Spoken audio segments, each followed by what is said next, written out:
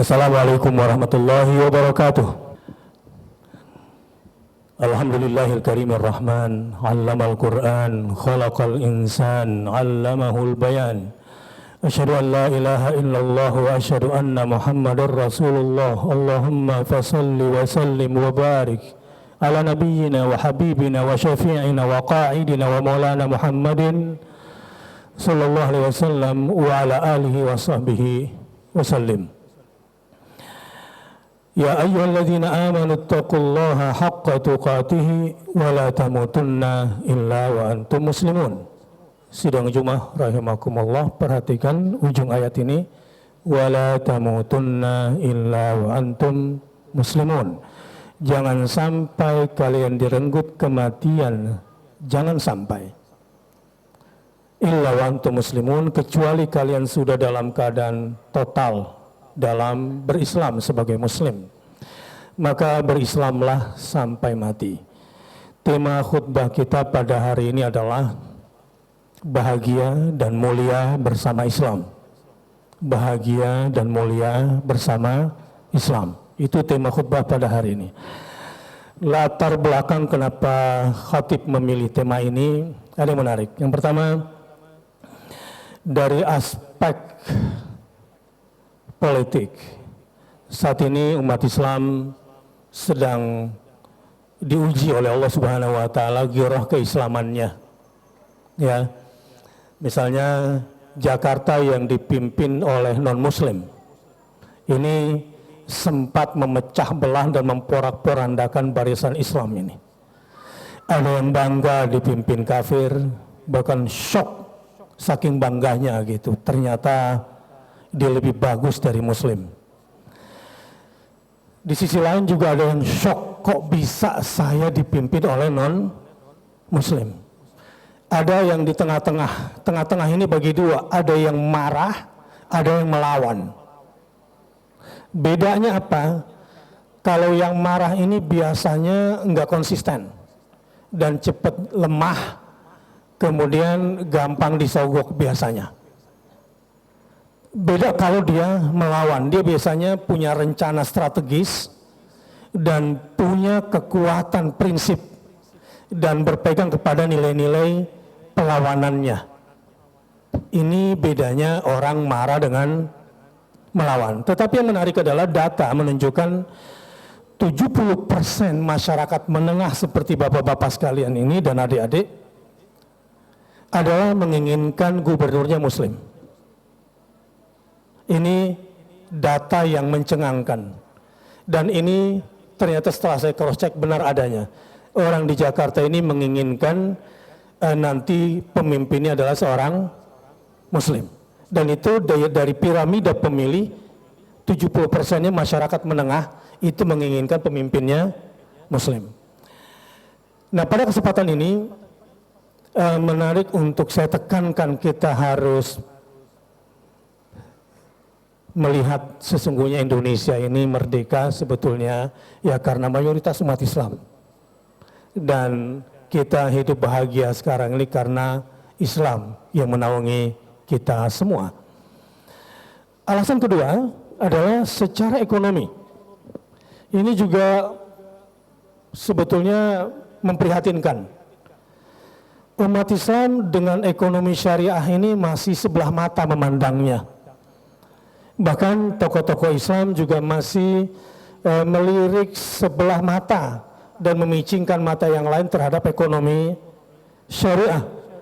Padahal kalau yang dimakan itu haram, otomatis ibadahnya bermasalah, keluarganya juga bermasalah. Dan biasanya penyakitnya aneh orang yang suka makan makanan yang haram dari ekonomi yang haram itu. Dan perekonomian kita selalunya kalah kalau kita nggak kembali kepada ide dasar ekonomi Islam, yaitu agar kita menikmati hidup bersama syariah Allah, agama Allah Subhanahu wa taala, dan agar distribusi keadilan dengan ekonomi syariah ini tersebar. Tentu kalau kita sudah bersyariah bersama Islam, hidup kita akan terbimbing dan nanti akan saya jelaskan betapa bahagianya kita hidup bersama syariat dan betapa mulianya kita berekonomi bersama syariah. Yang ketiga, ini juga menarik, masjid-masjid di Indonesia ini kalau kita bandingkan di Turki, ketika Erdogan akan dikudeta dan digulingkan dari kepemimpinannya, semua masjid tiba-tiba azan bukan pada waktunya. Allahu Akbar, Allahu Akbar, semua masjid menjadi pusat gerakan keberpihakan rakyat kepada pemimpinnya. Sedang jemaah rahimakumullah, beda di Indonesia. Masjid-masjid ini sudah takut mendakwahkan siasat syar'iyah, takut membicarakan politik Islam di dalam masjid. Ya mungkin ada beberapa kasus sehingga terjadi trauma. Tapi ini sebetulnya berangkat dari kebodohan umat Islam. Ya, padahal gereja-gereja di seluruh Indonesia ini menjadi sarang paling tepat untuk mendakwahkan politik mereka. Bahkan baik di gereja di Indonesia sampai gereja di Amerika, ini semua sudah bocor saya kira di YouTube, menjadi sarana paling efektif oleh Sahetapi untuk mensosialisasikan keberhasilan mereka merubah undang-undang dasar bahwa pemimpin atau presiden di Indonesia tidak harus orang Indonesia asli. Bahkan gereja di Amerika tegas mengatakan bangga bahwa Muslim terbesar seluruh dunia sudah dipimpin oleh orang gereja, dan gereja bangga dengan itu. Tapi pada saat yang sama, tim kami di Masjid Istiqlal masih berjuang meyakinkan kepada pengurus Masjid Istiqlal bahwa acara yang ditolak oleh Istiqlal hari ini tentang doa untuk kepemimpinan Muslim ibu kota negara, karena Istiqlal katanya tidak boleh dipakai untuk politik praktis. Padahal namanya saja Istiqlal yang artinya merdeka atau kemerdekaan. Ini mudah-mudahan video streamingnya juga diperluas di seluruh Indonesia supaya menjadi momentum penting bagi seluruh umat Islam di Indonesia dan di dunia untuk bangga, bahagia, dan mulia bersama Islamnya. Tentu bukan tanpa resiko apa yang saya bicarakan kali ini, karena di Amerika saat ini terutama kampanye Donald Trump sudah betul-betul mendunia agar memusuhi Islam lebih dalam lagi. Dan saya akan membongkar data-data seputar itu, dan tentu saya juga akan mengarahkan 2 poin penting saja dari khutbah Jumat ini tentang aula khasais Islamiyah.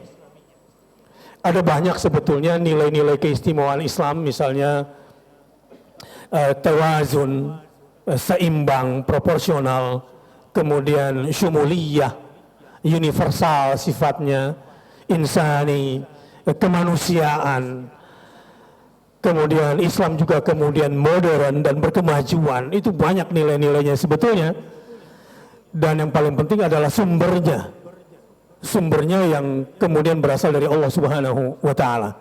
Tetapi pada kesempatan khutbah pada hari ini mengutip seorang pemimpin Islam di dunia yang saya tidak ingin sebutkan namanya, takut jadi masalah lagi, karena umat Islam biasanya kalau di tingkat kriteria sepakat memilih pemimpin, tapi kalau sudah berkaitan orang, nah di sini berantem.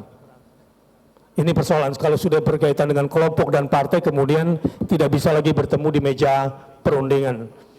Ini karena mungkin butuh proses pendewasaan. Sidang Jumat rahimakumullah. Inna dina indallahil Islam. Sungguh agama yang diridhoi oleh Allah Subhanahu wa Ta'ala hanyalah Islam. Kata Umar bin Khattab, nahnu qaumun a'azzanallahu bil Islam.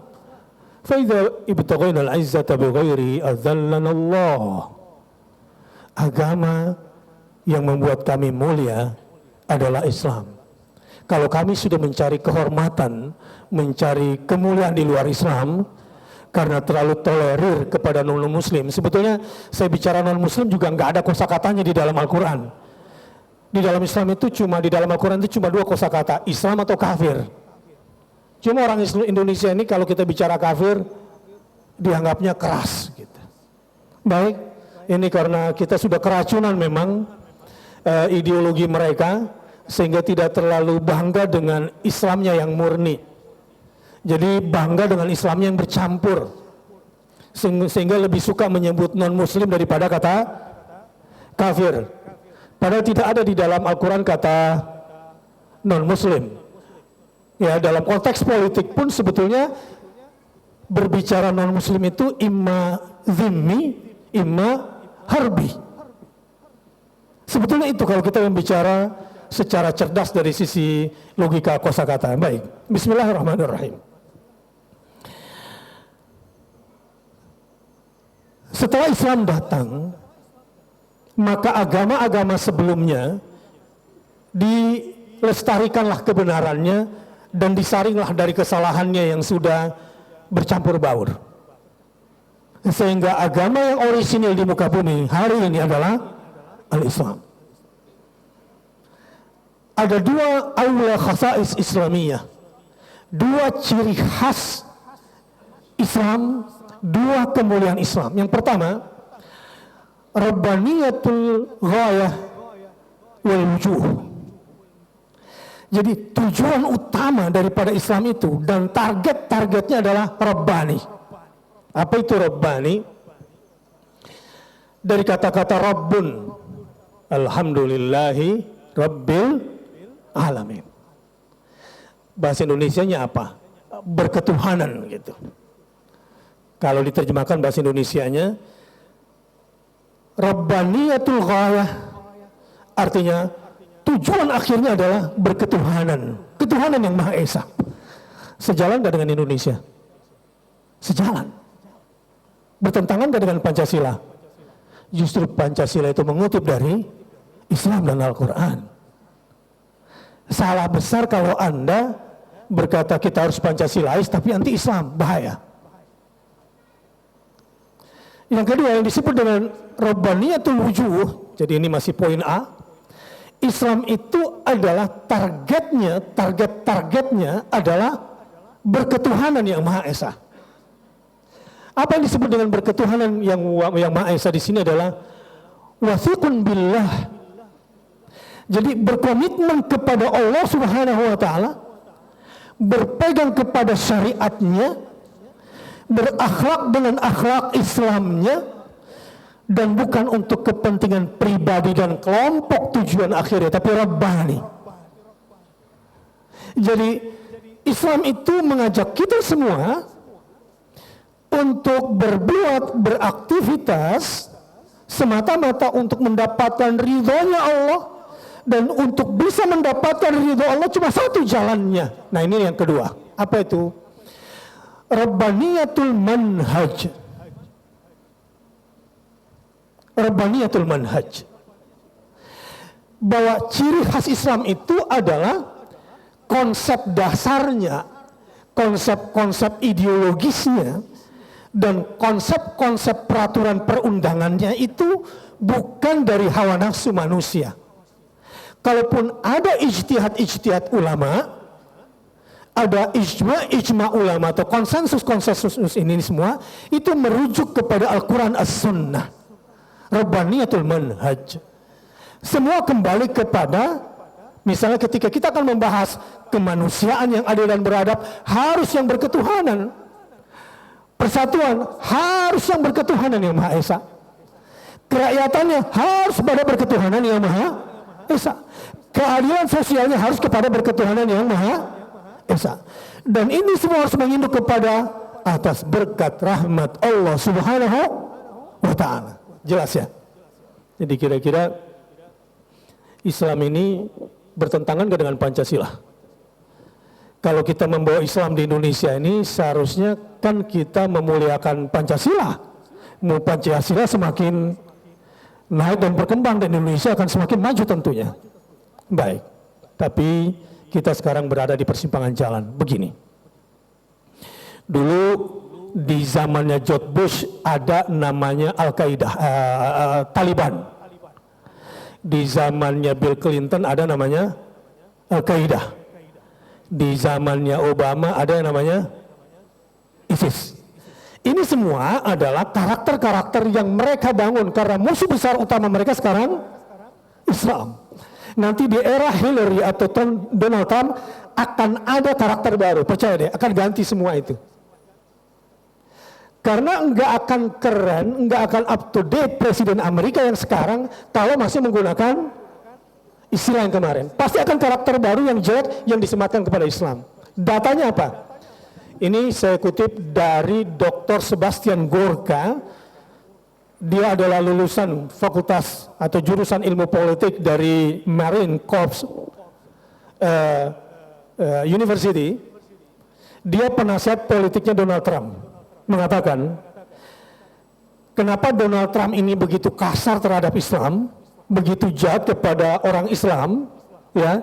Nanti saya kaitkan kenapa kemudian ada penembakan terhadap imam-imam di Amerika, dan yang terjadi sekarang baru lagi terjadi pembakaran masjid di Florida, dan kenapa kemudian ada kudeta di Turki. Sedikit data dari buku yang ditulis oleh Sebastian Gorka, judulnya Defeating Jihad and Winnable War, mengalahkan jihad dan memenangkan peperangan. Singkat dari buku yang ditulis itu, sehingga Donald Trump berani kencang, dan ini akan menjadi pegangannya orang-orang barat berserta sekutunya nanti, dan ini pasti juga akan didukung oleh Tiongkok kalau sudah berkaitan dengan Islam. Maaf untuk saya sampaikan apa adanya, dengan semua risikonya. Begini, dia bilang,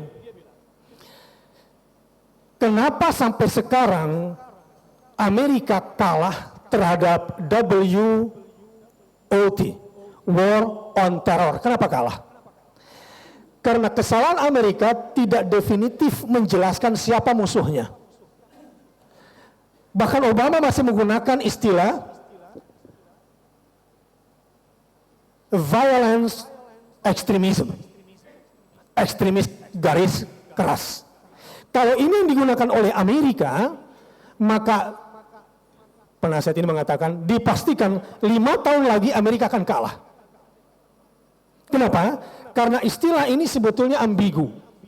Amerika itu sebetulnya musuh sama Islam, tapi karena malu-malu dan takut-takut, akhirnya tanpa terasa Amerika terjerumus kepada strategi mengacaukan sarang lebah. Jadi Anda satu hari coba ada 5 sarang lebah, Anda kacaukan. Kira-kira apa yang dilakukan oleh lebah? Menyengat kita kan?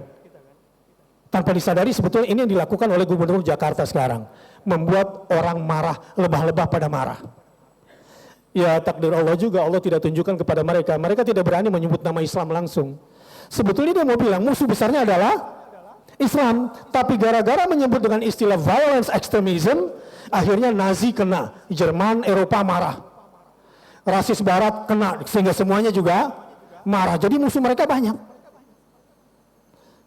Nah, kata Donald Trump dan penasihatnya ini tegas saja, musuh besar kita Amerika sekarang adalah Islam. Anda tahu kenapa? Karena pertumbuhan Islam sekarang luar biasa di Eropa dan Amerika. Semakin Islam dimusuhin, ternyata pertumbuhannya semakin besar. Karena mereka tidak bisa mengendalikan pertumbuhan Islam yang besar, apa yang dilakukan? Donald Trump menganjurkan, ini semua karena pemimpin-pemimpin Barat tidak tegas terhadap imam-imam radikal yang berada di masjid-masjid di Amerika dan di Eropa, lalu muncullah sistem penembakan ini. Dan yang ditembak adalah imam-imam masjid. Berdasarkan data ini. Yang kedua, mereka katakan, untuk bisa mengalahkan Islam, kita harus memunculkan Ataturk baru. Secara ketatanegaraan, sebab Ataturk telah terbukti meruntuhkan khilafah Islamiyah 1 abad yang lalu. Bahkan diajarkan kepada orang Amerika kata-kata apa yang harus dikeluarkan dan disosialisasikan ke dunia Islam agar umat Islam menjadi tersekulerkan, tidak bahagia, tidak nyaman dengan Islamnya, sehingga mereka berkepentingan untuk menggoncang Turki, sebab Turki sekarang negara yang paling tinggi GDP-nya se-Eropa. Kalau Anda datang ke bursa sebuah kota dingin di Turki, itu yang namanya BMW, itu sudah pabriknya di sana, Maklun. Yang namanya alat-alat berat Jerman, itu teknologi beratnya, ini seperti takluknya Jepang terhadap Cina. Saya pernah ke Chengdu, ketika melihat pabriknya Changhong yang 60% adalah milik BUMN sana, itu saya datangi tahun 2003 atau 2004. Saat itu Jepang sudah maklun tabung TV, bahkan sampai IC-nya, itu sudah ngambil dari Cina. Sehingga kemudian Jepang ketinggalan jauh. Dan itu yang terjadi dengan Eropa, ya terutama Jerman dengan semua teknologinya di hadapan Turki ini. Dan bagi Barat ini berbahaya. Di samping itu, pertumbuhan terbesar Islam di Eropa itu adalah di Belgia, di Brussel khususnya. Makanya isu tentang radikalisme di dunia selalu dipusatkan di Brussel. Tapi ini tidak bisa dibendung. Kenapa? Karena Rabbaniyatul Ghayah, umat Islam itu enggak penting apa kata manusia, tidak takut terhadap ancaman dunia. Betul nggak? Ya. Umat Islam itu lucu kalau ditantang. Udahlah umat Islam, inna nasa qad jama'u lakum fakhshawhum. Hai umat Islam, kamu itu lemah, kamu itu sedikit, kamu itu miskin, duitmu tuh masih berseri, duit kami nggak berseri, kami tuh punya senjata yang kuat, kamu tuh nggak punya. Begitu kan? Orang Islam tuh aneh. Karena Rabbaniyatul Ghayah, Rabbaniyatul Wujuh, itu cuma masuk kanan, keluar kiri. Fazadahum imanan, fazadahum imanan. Orang Islam itu kalau digitu malah tambah imannya. Semakin diancam malah semakin bangga dengan tujuannya. Ini kesempatan bagi saya untuk mendakwahi kamu. Ini kesempatan bagi saya untuk mengenalkan kepada kamu bahwa Islam adalah rahmah lil alamin, Islam adalah agama damai, Islam adalah agama pemaaf, Islam adalah agama teknologi, Islam adalah agama sains, Islam adalah agama akhlak, Islam adalah agama moral dan seterusnya. Karena terus terang Eropa sekarang sudah banyak perempuannya yang tidak mau menikah akibat doktrin homo dan lesbi. Di Barat kalau ada orang mau hamil itu dibayar. Sudah banyak ibu-ibu nggak mau nyusuin anaknya lagi, takut nggak cantik. Sehingga mereka kekurangan usia produktif. Ini tinggal nunggu matinya aja orang-orang tua ini. Imigran terbesar adalah Muslim masuk di sana. Orang-orang Islam kemudian ekonominya bagus, kehidupannya juga bagus dan sejahtera. Dan semakin mulia mereka di sana. Sedang jemaah rahimakumullah. Jadi Islam itu karena targetnya Rabbani, adalah keriduan Allah, adalah tegaknya agama Allah Subhanahu wa taala. Maka Islam sekarang ini tidak bisa dibendung. Nah, yang lebih hebatnya lagi, Rabbaniyatul manhaj, Al-Quran wa Sunnah menjadi pegangannya. Ada yang menarik. Kata Dr. Sebastian Gorka, orang-orang Amerika mulai sekarang jangan percaya lagi kepada media-media mainstream. Belilah Al-Quran dan bacalah sumber primer umat Islam itu. Jadi kalau ada yang mau ke Amerika, saran saya jualan Quran lagi laris-larisnya. Dan orang Amerika sekarang lagi berlomba-lomba mempelajari isi Al-Quran. Anda bisa bayangkan apa yang terjadi kira-kira. Ini doktrin mereka di bukunya. Karena mereka bilang, sumber primer agama teroris ini mengatakan 12 ayat tentang jihad sebetulnya tidak menganjurkan perang melawan hawa nafsu, tetapi ini adalah kinetic war. Dia bilang begitu. Ini persepsi dia yang pertama. Ada benarnya, ada salahnya. Tapi menarik, statement mereka dari buku itu dikatakan media-media mainstream dan para tokoh harus serius menggali keunikan Islam. Apa itu keunikan Islam? Karena sumber Islam yaitu Al-Quran tidak sama dengan Bible. Al-Quran, kata dia, berasal dari Tuhan dan dibawa oleh malaikat Jibril dan disebarkan oleh Muhammad, dan itu sampai sekarang asli. Berbeda dengan Bible. Kira-kira benar nggak di sini ya? Benar. Dia benar dari sisi ini. Berbeda dengan Bible karena sepertiganya berisi konsili-konsili, ijma kalau di kita konsensus, yang itu sebetulnya fatwa ulama tapi dijadikan kitab suci, dan sebagian isinya sudah bercampur dengan perkataan manusia, dan parahnya lagi sudah tidak ada lagi teks aslinya. Anda akan ambil S1 lalu mengutip perkataan seseorang seperti saya mengutip tadi Dr. Sebastian Gorka, tapi nggak ada attachmentnya, nggak ada lampiran tulisan si Gorka dalam bahasa Inggris. Kira-kira skripsi S1 saya diterima nggak oleh penguji? Ditolak. Kenapa? Karena tidak ilmiah.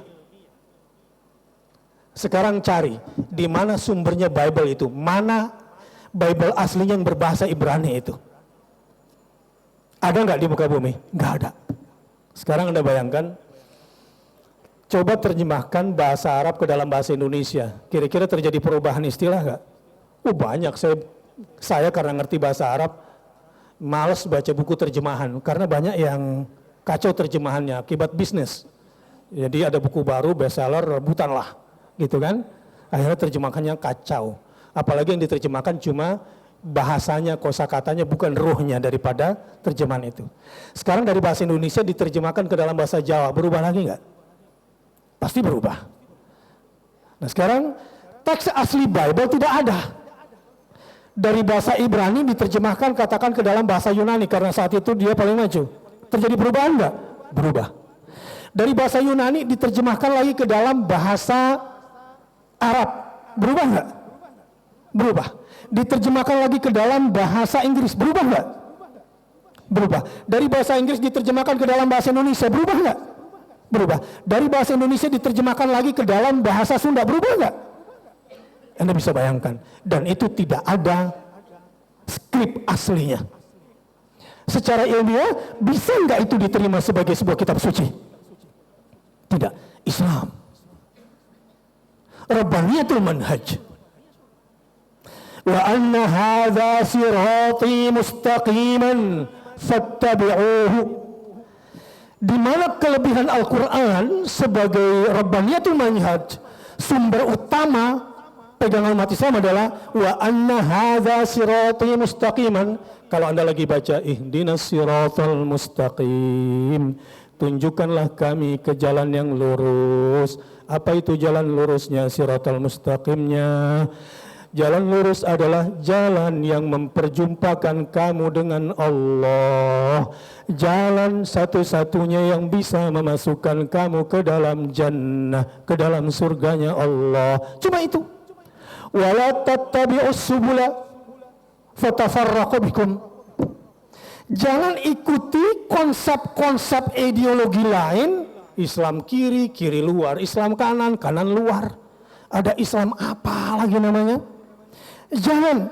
Cuma satu, wa anna hadza sirati siratun mufrad, bentuk tunggal. Sabil, subul, ada jamaknya. Jalan juga artinya, tapi ada bentuk jamaknya. Sirat tidak ada bentuk jamaknya, cuma satu. Artinya, cuma satu jalan yang bisa memperjumpakan kita dengan Allah Subhanahu wa Ta'ala, dan cuma satu yang bisa memasukkan kita ke surganya Allah Subhanahu wa Ta'ala, yaitu siratal mustaqim. Apa itu siratal mustaqim? Dzalikal kitabu la raiba fihi. Alkitab yang tidak ada sedikit pun keraguan, apalagi distorsi di dalamnya. Rabbaniyatul manhaj. Ini nih kelebihan Islam sebetulnya. Makanya kalau kita jadi orang Islam, kemudian senantiasa kembali kepada Quran dan tujuan kita mencari ridhonya Allah Subhanahu wa Ta'ala, politiknya politik dengan syariat, ekonominya dengan syariat, hukumnya dengan syariat, sampai urusan berumah tangga ikuti syariat, sampai urusan bekerja ikuti syariah. Masya Allah, Anda berada pada siratal mustaqim. Apa itu siratal mustaqim? Mu'tadilun. Kalau Anda berada di atas jalan Islam, Anda berada di atas jalan yang lurus. Apalagi mukhtasarun, Anda akan berada di sebuah jalan yang simple wa murakhas, dan jalan hidup Anda akan menjadi murah dan mulia. Semoga semua jamaah yang ada di sini menjadi jamaah orang-orang Islam yang berislam sampai mati. Barakallahu li wa lakum fil Qur'anil Karim wa nafa'ani wa iyyakum bima fihi minal ayati wa dzikril hakim wa taqabbala minni wa minkum tilawatahu innahu huwal ghafurur rahim. Innal hamdalillahi nahmaduhu wa nasta'inuhu wa nastaghfiruh wa na'udzu billahi min shururi anfusina wa min sayyiati a'malina. May yahdihillahu fala mudilla lahu wa may yudlilhu fala hadiya lahu. Asyhadu an la ilaha illallah wa asyhadu anna Muhammadar Rasulullah. Ittaqullah, ittaqullah, ittaqullah. Kemarin hari terakhir bulan Zulhijjah, hari tasyrik. Mudah-mudahan kurban kita semua diterima oleh Allah Subhanahu wa taala. Dan mudah-mudahan puasa Arafah kita juga mendapatkan balasan ampunan atas dosa-dosa kita 1 tahun kemudian dan 1 tahun sebelumnya. Dan mudah-mudahan kebaikan-kebaikan kita di Asyurul Hurum, di bulan-bulan yang Allah muliakan, di bulan Zulhijjah, Zulqa'dah, Muharram dan Rajab, kebaikan-kebaikan kita semua dikabulkan oleh Allah Subhanahu wa taala. Dan tetaplah menjadi orang yang bertakwa. Sedang jemaah rahimakumullah, ittaqullah. Kalau ingin dibersamai oleh Allah, kalau ingin terus berada di dekat dan didekatkan oleh Allah Subhanahu wa taala, innallaha ma'al muttaqin. Innallaha ma'al muttaqin. Innallaha ma'al muttaqin. Allah itu membersamai orang-orang yang senantiasa bertakwa kepadanya dan tidak bermaksiat kepadanya. Wala tamutunna illa wa antum muslimun. Berislamlah sampai mati. Jangan lepas dari Islam. Jangan keluar dari Islam. Jangan cuma sholat dan nikahnya bersyahadat, tapi politiknya bersama syahadat, ekonominya bersama syahadat, hukumnya bersama syahadat, sosialnya bersama syahadat, sportnya bersama syahadat, seninya bersama syahadat, berumah tangganya bersama syahadat, bekerjanya bersama asyhadu an la ilaha illallah wa asyhadu anna Muhammadar Rasulullah. Innallaha malaikatahu yusalluna 'alan nabi. Bergabunglah bersama Allah dan para malaikat yang bersalat kepada Nabi Muhammad sallallahu alaihi wasallam. Bersalawatlah. Ya ayyuhalladzina amanu sallu alaihi wa sallimu taslima wa 'alas sahabati ajma'in wa 'alat tabi'in wa tabi'it tabi'in lahum bi ihsanin ila yaumiddin. Warhamna ma'hum birahmatika ya arhamar rahimin. Allahumma ighfir lil muslimin wal muslimat wal mu'minin wal mu'minat al ahya minhum wal amwat. Allahumma ighfir lil muslimin wal muslimat wal mu'minin wal mu'minat al ahya minhum wal amwat. Allahumma ighfir lil muslimin wal muslimat wal mu'minin wal mu'minat al ahya minhum wal amwat. Innaka sami'un qaribun mujibud da'wat ya qadiyal hajat. Allahumma a'izzal Islam wal muslimin. Allahumma a'izzal Islam wal muslimin. Allahumma a'izzal Islam wal muslimin. Wansur man nasaraddin wa khudhul man khadhalal muslimin. Rabbana zalamna anfusana wa illam taghfir lana wa tarhamna lanakunanna minal khasirin. Ya Allah, dari lubuk hati kami yang paling dalam, ketika Kau berikan kepada kami pemimpin yang bukan seagama dari kami, adalah teguran keras bagi kami.